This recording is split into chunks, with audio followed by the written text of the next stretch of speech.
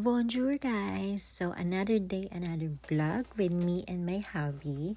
So for today's video guys, itong asawa ko ay na-hire sa bago niyang trabaho.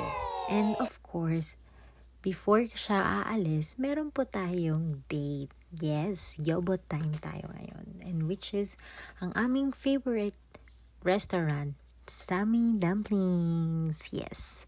As you can see, marami kasing tao dito guys, kaya naghintay kami dito like 15 minutes para lang makaupo kasi gustong-gusto namin dito kumain. Ayaw namin na lumipat sa iba. And before anything else, I'm showing you the Sammy Dumplings location. Ayan siya guys, super liit lang ng location kaya lagi siyang napupuno. Pero masarap yung food nila. As you can see, diba? Punong-puno. And yan yung mga gumagawa ng dumplings, pwede na rin siyang i-check sa phone nyo, yung menu, and meron din naman silang actual menu, pero mas prefer namin yung ganito, para social, di ba? Social yarn.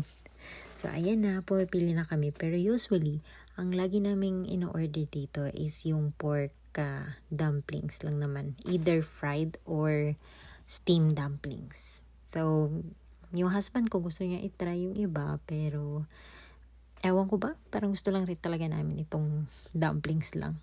Favorite ko talaga itong dumplings. So, ayan nga.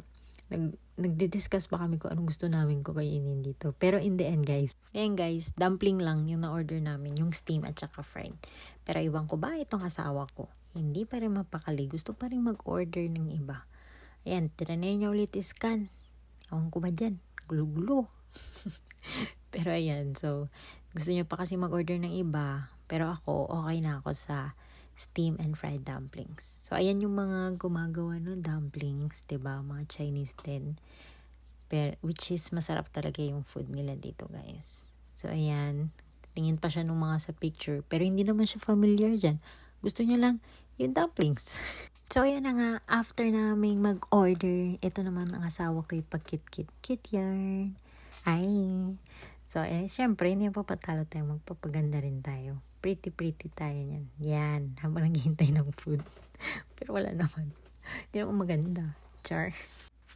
Ayan, so, ito yung in-order namin, isa sa mga steamed dumpling. Pork yan siya guys, pero meron silang lamb, beef, pero medyo mahal kaya gusto na lang namin yung pork. Just masarap naman. And meron kaming fried dumplings, pero hindi ko na video, nakalimutan ko kasi ang sarap nga nito. Nauna pula ito siyang ilabas, I mean, inaunang iserve. Busog na naman po si wifey. Maraming salamat sa panonood. And don't forget to like and subscribe to my channel. And thank you for watching. Ciao! Mwah!